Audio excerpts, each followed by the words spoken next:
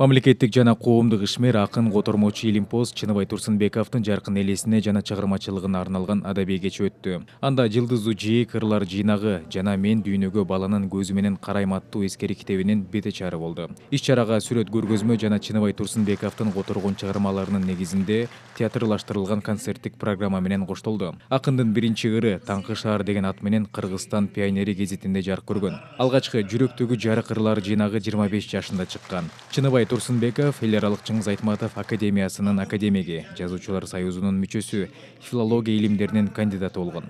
Кийин жогорку кеңештин депутаты, төрагасы кызматын аркалаган. 2020 жылы 7-июлда оорудан улам каза болгон. Мамлекеттик коомдук иштерде дагы ошол адам сыктанарлык ийгиликтерге жетишти.